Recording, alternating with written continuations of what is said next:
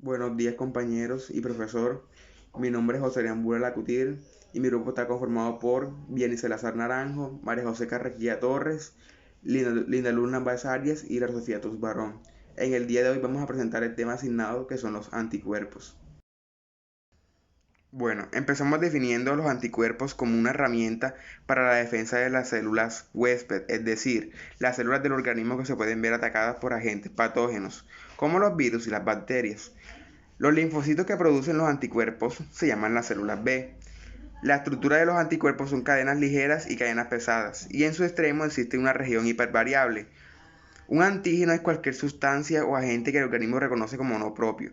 Puede tratarse de un virus, de una bacteria, de toxinas, pero en algunos casos el cuerpo puede confundirse y considerar como sustancia extraña a una estructura propia. Este es el origen de las enfermedades autoinmunes. En casos como este, el organismo producirá anticuerpos contra partes propias, es decir, contra él mismo. Estructura general de un anticuerpo. La estructura de un anticuerpo consiste en dos cadenas ligeras y dos cadenas pesadas, y que en sus extremos existe una región de la enorme variedad de antígenos. Un antígeno es cualquier sustancia agente que el organismo reconoce como no propio. Voy a proseguir.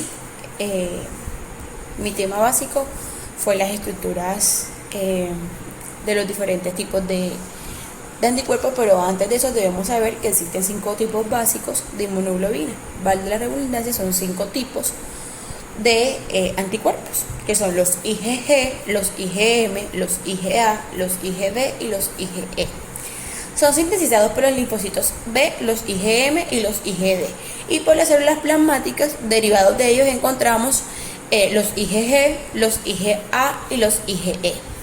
Los IgM, como bien sabemos, se detectan principalmente en el plasma sanguíneo y en el líquido intersticial. Los IgA se detectan fundamentalmente en secreciones como la saliva, las lágrimas, la secreción intestinal, etc. Esto más que todo recurren las mucosas expuestas al ataque de los agentes patógenos externos. Los IgD es una inmunoglobulina asociada a la membrana de los linfocitos B. Su función primaria es servir como detectores de antígenos para las células B. Se detecta marginalmente en el plasma.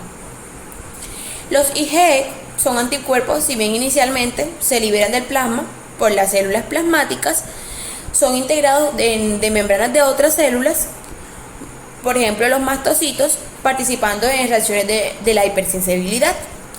Desde el punto de vista estructural y de forma general, la hemoglobina está formada por 4 cadenas polipeptídicas. 2 son de mayor tamaño, se denominan cadenas pesadas, y 2 son de menor tamaño, que se denominan cadenas ligeras. Consta también de una cadena ligera, pues como ya lo dije, un puente de disulfato, cadenas pesadas y un CDRS de sitio de unión de los antígenos. Después de esto también los compone la región constante de las cadenas ligeras, la región constante de la cadena pesada y por último la región variable. Mecanismo bioquímico. Para que se lleve a cabo una buena respuesta se necesita la interacción del complejo antígeno-anticuerpo. Esto se desencadena en una presencia de respuesta inmune. Funciones de los anticuerpos. Aunque los anticuerpos no pueden eliminar por sí mismos, los invasores pueden inactivarlos y marcarlos para su destrucción.